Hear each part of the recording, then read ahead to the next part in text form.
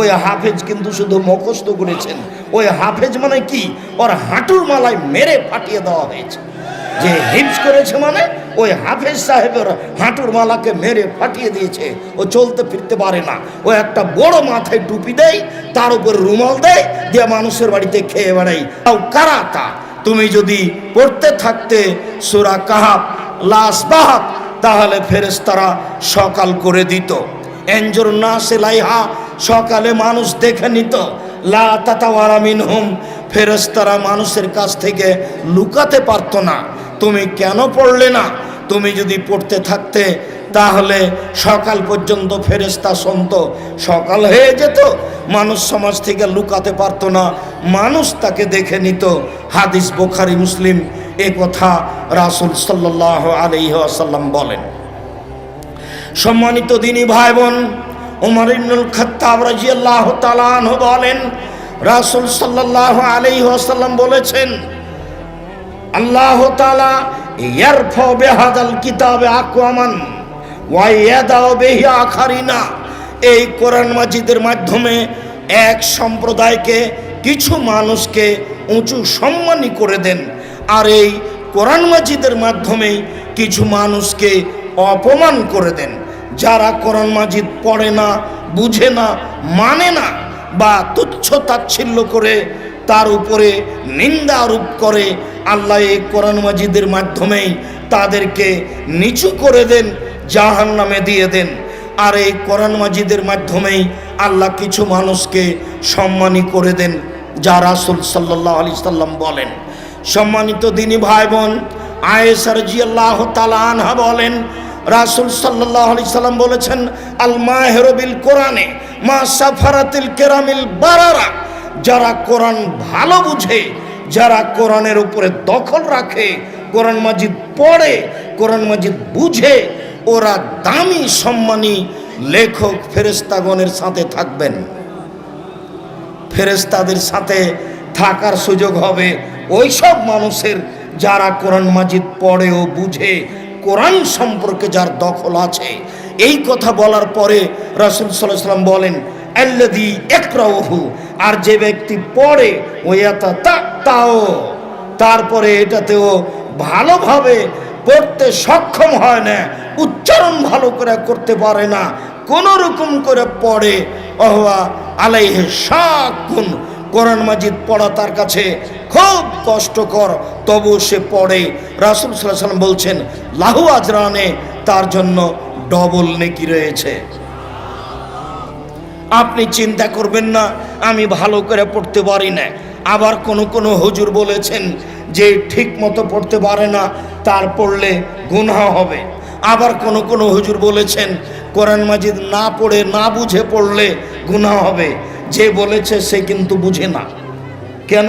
যারা পৃথিবীর বড় বড় বিদ্বান, জারুল্লাহ জামাকশারের মতো, ইবনে কাসিরের মতো, পৃথিবীর বড় বড় যারা মুফাসসির, তারা স্পষ্ট হতে পারেনি অনেক জায়গায় যে আল্লাহ এখানে কি বলছে, আল্লাহ এখানে কি বলেছেন, গবেষণা করে বের করতে পারেননি। ওইভাবে রেখেই পৃথিবী থেকে চলে গেছেন। আর একটা লোক পড়তেই জানে না, কিভাবে ভাঙাচোরা করে পড়তে শিখেছে। সে আবার অনুবাদ দেখে দেখে দু একটা কোরআন মাজিদের আয়াত মুখস্থ করেছে, সেই বলে দিল যে কোরআন না বুঝে পড়লে গুনাহ হবে। অবাক কথা, আশ্চর্য কথা। আবার যে হাফেজ সাহেব বলছেন সুন্দরভাবে পড়তে না পারলে গুনাহ হবে, ওই হাফেজ কিন্তু শুধু মুখস্থ করেছেন। ওই হাফেজ মানে কি, ওর হাঁটুর মালায় মেরে ফাটিয়ে দেওয়া হয়েছে। যে হিফজ করেছে মানে ওই হাফেজ সাহেবের হাঁটুর মালাকে মেরে ফাটিয়ে দিয়েছে। ও চলতে ফিরতে পারে না। ও একটা বড় মাথায় টুপি দেয়, তার উপর রুমাল দেয়, দিয়ে মানুষের বাড়িতে খেয়ে বেড়াই, তার নাম হাফেজ। যার কারণে আপনাকে আমি বলেছি যে শুধু হিফজখানা খুলবেন না, শুধু হিফজখানা বিদ্যা তুলে দেওয়ার একটা কৌশল। হ্যাঁ, হিফজখানা হচ্ছে সহযোগী বিদ্যা। আপনি প্রতিষ্ঠানের সাথে কোরআন হাদিস শিক্ষার সাথে হিফজখানা রাখতে পারেন। যদি তার কোরআন মুখস্থ থাকে তাহলে পরবর্তীতে বিদ্যা অর্জন করলে এটা ভালো কাজ দিবে, এইটুকু। তাছাড়া আপনিও যা, এও তা। আপনি সূরা ফাতিহা পড়তে পারেন, ও 5টা সূরা বেশি পারে, এই যা। তাছাড়া তেমন কোনো পার্থক্য নেই। কাজেই শুধু কোরআন হিফজ করা এটা কোনো বিদ্যাই নয়, এটা ভালোভাবে মনে রাখবেন। আর একজন হাফেজ 10 জন মানুষকে জান্নাতে নিয়ে যাবে, 70 জন মানুষকে জান্নাতে নিয়ে যাবে, এ হাদিস জাল, এটা ঠিক নয়। সম্মানিত দিনী ভাই বোন, উকবা ইবনে আমির রাদিয়াল্লাহু তাআলা আনহু বলেন, খারাজা রাসূলুল্লাহ সাল্লাল্লাহু আলাইহি সাল্লাম ওয়া নাহনু ফি সুফফা।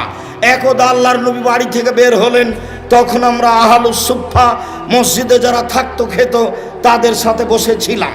তিনি আমাদের কাছে এসে বললেন, শুনো, আইয়ুকুম ইউহিব্বু আইয়াদুআ ইলা বুথানা বিল আকিক, কে তোমাদের ভালোবাসে যে বোথা নামক বাজারে, আকিক নামক বাজারে সকালে চলে যাবে, এখান থেকে কালনি বাজারে বা আপনাদের বাড়ির পাশের নিকটে কোনো বাজারে সকালে চলে যাবে। ফায়াতি বে কাউমায়নে, ফায়াতি মিনহু বে কাউমায়নে, সেখান থেকে বেশ ভালো মোটা তাজা 2টি উট নিয়ে আসবে।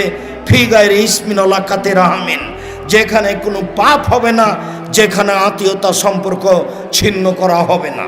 এমনিতেই 2টা উট পেয়ে যাবে, মোটা তাজা নিয়ে চলে আসবে। এটা তোমাদের কেউ চায় না? কুলনা নহিব বোঝা লেখা। আমরা বললাম, জি হ্যাঁ আল্লাহ রাসূল, আমরা তো এটা সবাই চাই।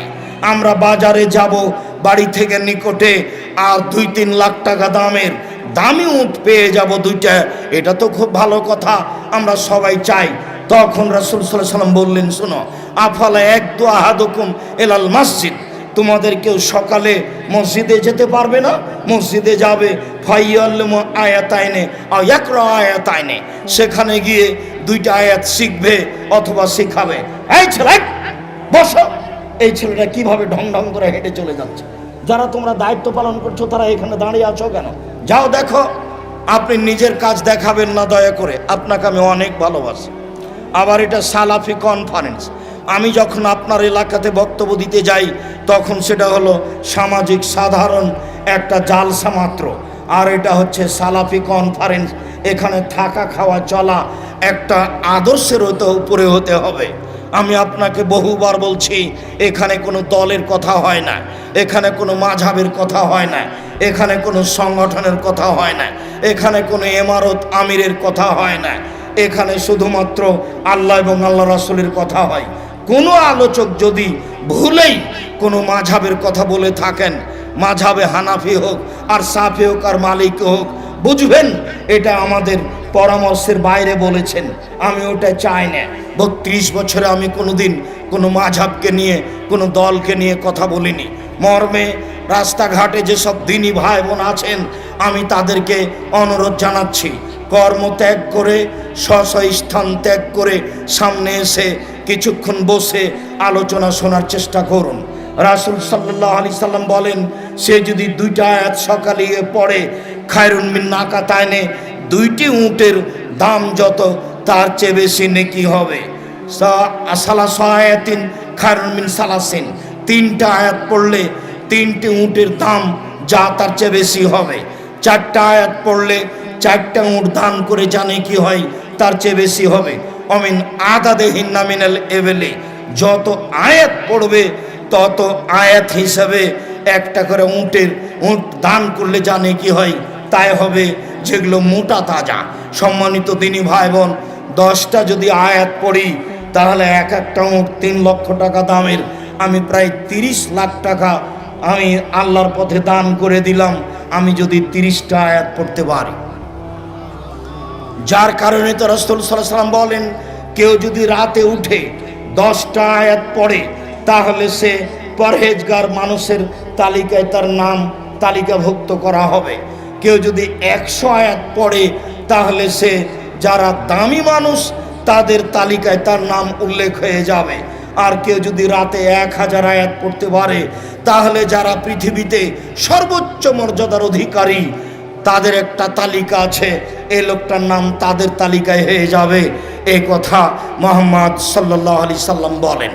আবু হুরায়রা রাদিয়াল্লাহু তাআলা আনহু বলেন, রাসূল সাল্লাল্লাহু আলাইহি সাল্লাম বলেছেন, সঙ্গী সাথী শুনে রাখো, এ যারা জাহাদুকুম ইলা আহলিহি, যখন তোমাদের কোনো ব্যক্তি বাহির থেকে তার বাড়িতে ফিরে আসে, ফা এজেদো সালাসা খালিফাতিন এজামিন সেমানিন, বাড়িতে এসে দেখে সে মোটা তাজা হিষ্টপুষ্ট 3টে উট, বাড়িতে এসে হঠাৎ করে মোটা তাজা 3টে উট পেয়ে গেছে।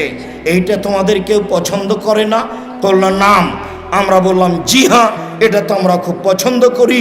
তখন রাসূল সাল্লাল্লাহু আলাইহি ওয়াসাল্লাম বললেন, শোনো শোনো, সালাসা আয়াতিন একরাও বেহিন্না আহাদুকুম ফি সালাতিহি, কোনো মানুষ যদি তার সালাতে 3 আয়াত পড়ে তাহলে 3টি উট দান করে জানে কি হবে, মোটা তাজা উট দান করে জানে কি হবে, তার চেয়ে অনেক অনেক অনেক বেশি নেকি হবে।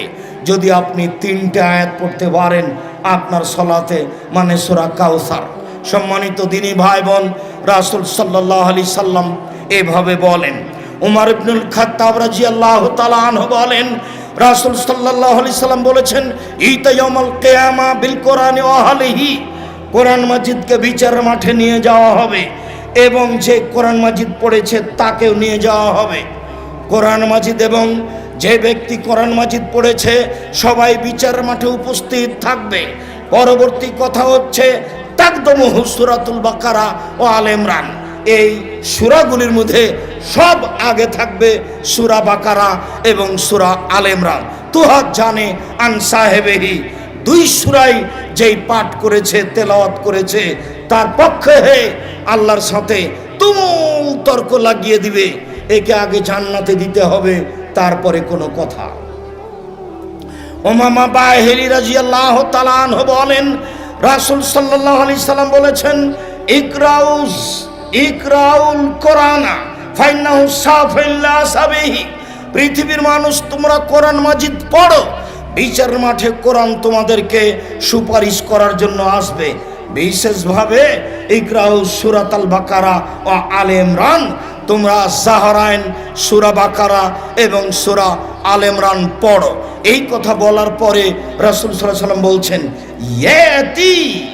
ইয়াতিয়ানি ইয়াউমাল কিয়ামা, সূরা বাকারা এবং সূরা আলে ইমরান বিচারের মাঠে আপনার কাছে আসবে।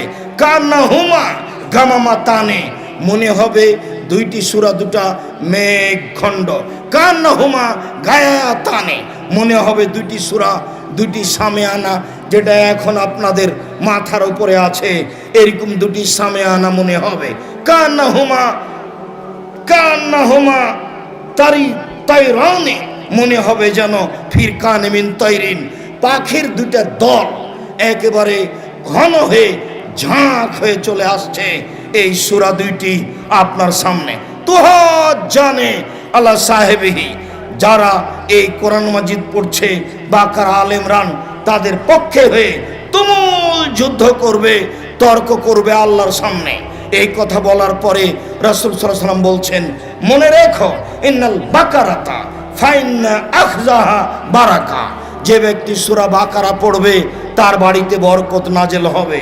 ও তারাকাহু খাসারা, যে ব্যক্তি সূরা বাকারা পড়বে না তার বাড়িতে ক্ষতি, সমস্যা, বিপদ নেমে আসবে। ওয়ালা ইয়াস্তাতিহাল বাতালা, যারা অলস, যারা দুর্বল, তারাই সূরা বাকারা পড়ার সাহস করে না। সূরা বাকারা ভিন্ন জিনিস। আব্দুল্লাহ ইবনে মাসউদ রাদিয়াল্লাহু তাআলা আনহু বলেন, রাসূল সাল্লাল্লাহু আলাইহি সাল্লাম বলেছেন, আল আয়াতানে মিন আখির সূরাতিল বাকারা, সূরা বাকারার শেষে 2টি আয়াত রয়েছে। রাসূল সাল্লাল্লাহু আলাইহি ওয়াসাল্লাম বলেন, মান কারাহুমা লাইলাতান, কেউ যদি এই 2টি আয়াত রাতে পড়ে, কাফাতাহু, তাহলে তার জন্য এই 2টি আয়াত যথেষ্ট। যেই ঘরে আপনি সূরা বাকারার শেষ 2 আয়াত পড়বেন, সেই ঘরে জিন ভূত থাকবে না এবং রাতে আপনার কোনো সমস্যা হবে না। আবু হুরায়রা রাদিয়াল্লাহু তাআলা আনহু বলেন, শয়তান আমাকে বলল যে যাওয়াইতা ইলা ফিরাসেকা, আবু হুরায়রা 3 দিন তোমার সাথে যে আচরণ করলাম তুমি ফলাফল শোনো। তুমি যখন বিছানায় শুইতে যাবা তখন তুমি যদি আয়াতুল কুরসি পড়ো, যেটা সূরা বাকারায় রয়েছে, তাহলে লা ইয়াসালু মিনাল্লাহি হাফিজুন আলাইকা, আল্লাহর পক্ষ থেকে তোমার উপরে একজন রক্ষক থাকবে। ওলা ইয়াকরুবুকা শয়তান, শয়তান তোমার নিকটে আসতে পারবে না হাত্তা তুসবিহা, সকাল পর্যন্ত। মনে রেখো, আবু হুরায়রা রাদিয়াল্লাহু তাআলা আনহু বলেন, আমাকে বলল, তুমি মনে রেখো, তুমি যদি আয়াতুল কুরসি রাতে পড়েছ তাহলে সারা রাত শয়তান তোমার কাছে আসতে পারবে না সকাল পর্যন্ত। সম্মানিত দিনী ভাই বোন, আবু হুরায়রা রাদিয়াল্লাহু তাআলা আনহু বলেন, রাসূল সাল্লাল্লাহু আলাইহি সাল্লাম বলেছেন, লা তাজালু বাইতাকুম মাকাবিরা, পৃথিবীর মানুষ তোমরা তোমাদের বাড়িকে কবরস্থান করো না। কবরস্থানে কোরআন মাজিদ পড়তে হয় না, পড়া যায় না। দুবাইয়ে আবুধাবিতে শেখ জায়েদের মসজিদে প্রতি 8 ঘন্টায় একজন লোক কোরআন মাজিদ, 2 জন লোক কোরআন মাজিদ পড়ে। 24 ঘন্টা সেখানে কোরআন তেলাওয়াত হয়। তারা চাকরিজীবী। কবরস্থানে কোরআন মাজিদ পড়া যাবে না। রাসূল সাল্লাল্লাহু আলাইহি সাল্লাম বলেন, পৃথিবীর মানুষ লা তাজালু বাইতাকুম মাকাবিরা, তোমরা তোমাদের বাড়িকে কবরস্থান তৈরি করো না। শোনো, ইন্নাশ শাইতান ইয়ানফিরু মিনাল বাইত তুকরাউ ফিহি সূরাতুল বাকারা, যেখানে সূরা বাকারা পড়া হয় সেখানে শয়তান থাকে না। যেই বাড়িতে সূরা বাকারা পড়া হয় সেই বাড়িতে শয়তান থাকে না। যেই বাড়িতে সূরা বাকারা পড়া হয় সেই বাড়িতে জিন থাকে না। যেই বাড়িতে সূরা বাকারার শেষ 2 আয়াত পড়া হয় সেই বাড়িতে জিন শয়তান থাকে না। সম্মানিত দিনী ভাই বোন, হাদিস বুখারী মুসলিম।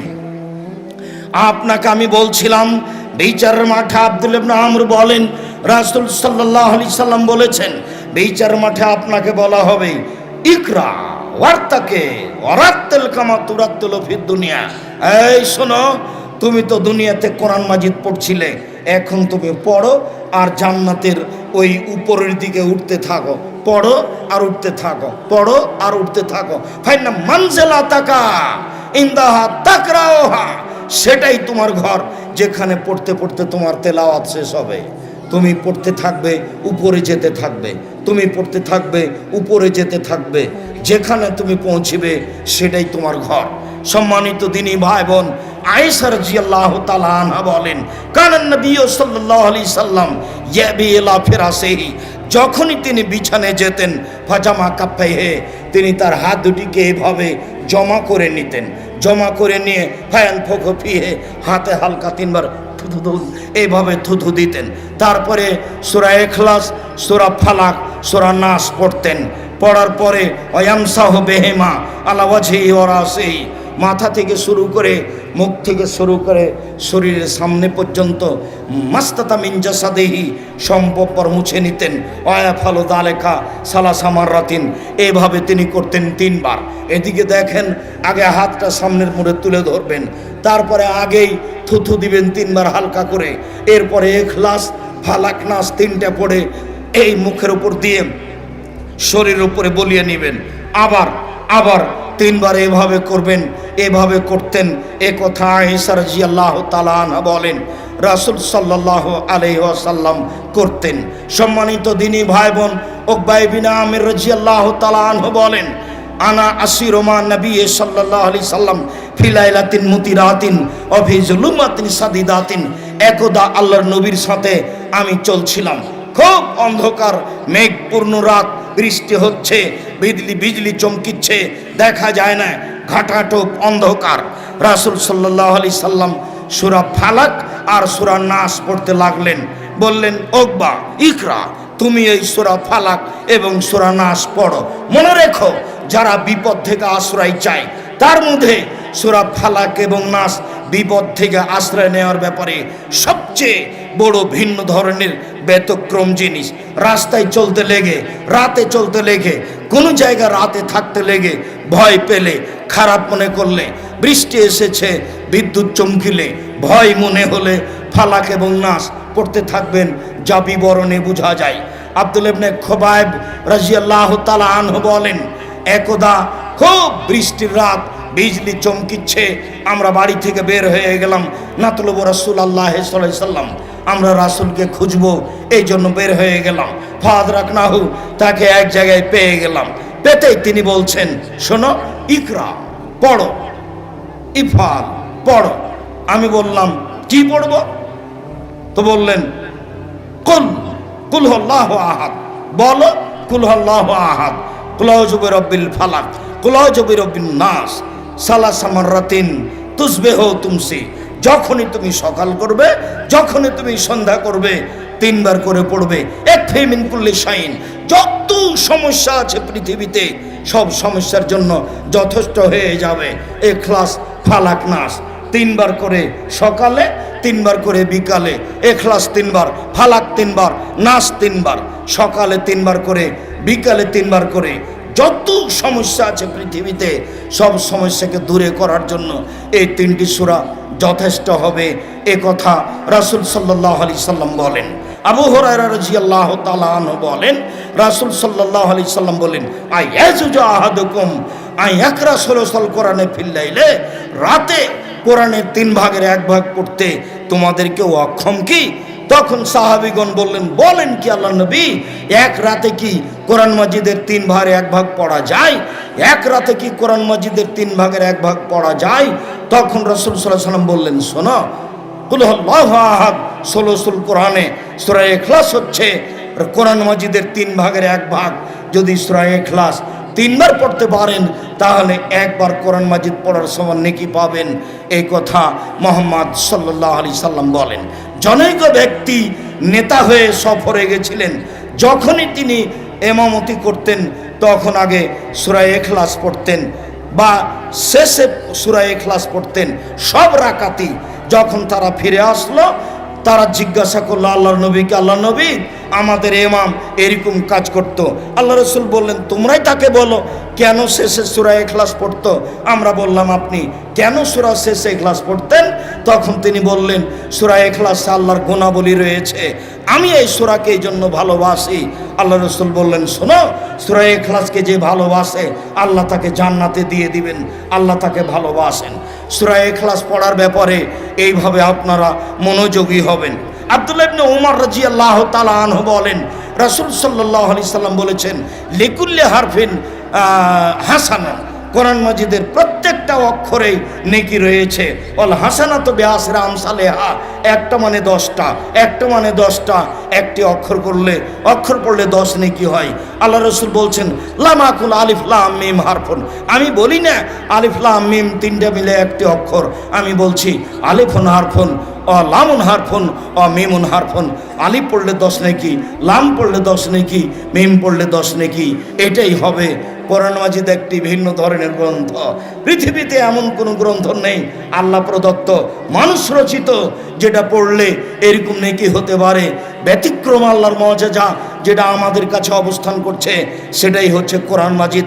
সম্মানিত দিনী ভাই বোন, আপনাকে আমি এই কোরআন মাজিদ পড়ার জন্য অনুরোধ জানাচ্ছি। ইবনে আব্বাস রাদিয়াল্লাহু তাআলা আনহু বলেন, লাম ইয়ানাম রাসূলুল্লাহ সাল্লাল্লাহু আলাইহি সাল্লাম ফি লাইলাতিন হাত্তা ইয়াকরা আলিফ লাম তানজিল ওয়া সূরা তাবারাকাল্লাযী বিয়াদিহিল মুলক। আল্লাহর নবী আলিফ লাম তানজিল, সূরা সাজদা এবং সূরা মুলক না পড়ে তিনি ঘুমাতেন না, আগে পড়তেন তারপরে ঘুমাতেন। রাসূল সাল্লাল্লাহু আলাইহি সাল্লাম বলেন, রাতে যে সূরা মুলক পড়বে তার কবরের শাস্তি হবে না। রাসূল সাল্লাল্লাহু আলাইহি সাল্লাম বলেন, ইন্না ফিল কোরআনে সালাসুনা আয়াত, কোরআন মাজিদে একটি সূরা রয়েছে, তাতে রয়েছে 30টি আয়াত। সেই সূরাটি হচ্ছে সূরাতুল মুলক।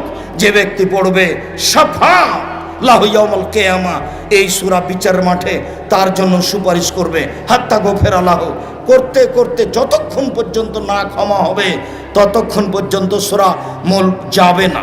সূরা বাকারা, সূরা আলে ইমরান আপনার পক্ষে তর্ক করবে, এ কথা ঠিক, তবে কতক্ষণ তর্ক করবে তা বলা হয়নি। সূরা মুলক যদি আপনি পড়েন 30টি আয়াত বিশিষ্ট, যতক্ষণ পর্যন্ত আপনার ক্ষমা না হবে ততক্ষণ পর্যন্ত সূরা মুলক আপনার কাছ থেকে যাবে না, এ কথা মুহাম্মদ সাল্লাল্লাহু আলাইহি সাল্লাম বলেন। সম্মানিত দিনী ভাই বোন, আমি শেষের দিকে চলে এসে আপনাদেরকে আবারও জানাচ্ছি, কোরআন মাজিদ পড়তে শিখি সহজেই। আজকে 1 ঘন্টায় যেটা কোরআন মাজিদ শিখছিলাম, এটা তো একটা পরিস্থিতি মাত্র। 1 ঘন্টায় কোরআন মাজিদ পড়া শিখবো কেন? 1 মাসে, 3 মাসে, 6 মাসে শিখবই যে কোনো মূল্যে। বাংলা উচ্চারণ করে কোরআন মাজিদ পড়বো না, অক্ষর প্রতি 10 নেকি নেবই যে কোনো মূল্যে। সম্মানিত দিনী ভাই বোন, কোরআন মাজিদকে সামাজিককরণ করতে চাচ্ছি, সবাই যেন কোরআন মাজিদ পড়ে। হিন্দু মুসল বৌদ্ধ খ্রিস্টান সবার জন্য কোরআন এসেছে। সবাই মুসলমান হোক, সবাই কোরআন মাজিদ পড়ুক, সবাই অক্ষর প্রতি 10 নেকি করুক। লা ইলাহা ইল্লাল্লাহ না বললে অমুসলিম নেকি পাবে না। সে যেভাবেই হোক কোরআন মাজিদ পড়ুক। কোরআন মাজিদ এসেছে মানুষের জন্য, কোরআন মাজিদ এসেছে হিন্দু মুসলমান বৌদ্ধ খ্রিস্টান সবার জন্য। কোরআন মাজিদ মানুষের জান্নাত পাওয়ার একটা বিশাল মাধ্যম। কোরআন মাজিদে মাত্র 4-5টা জিনিস উল্লেখ রয়েছে এই 30 পারা কোরআন মাজিদে, যা আপনাদের সামনে পেশ করলাম। সম্মানিত দিনী ভাই বোন, বিপদ থেকে বাঁচার মাধ্যম কোরআন মাজিদ। সম্মানিত দিনী ভাই বোন, শয়তান থেকে বাঁচার বড় মাধ্যম কোরআন মাজিদ। আপনার দুষ্ট শয়তান জিন থেকে বাঁচার বড় মাধ্যম কোরআন মাজিদ। মর্মে এই জামিয়া সালাফিয়া কোরআন শিক্ষার একটা বড় মাধ্যম, যা আপনারা গতকাল আসরের পর থেকে দেখছেন, আজ শেষ পর্যন্ত দেখবেন।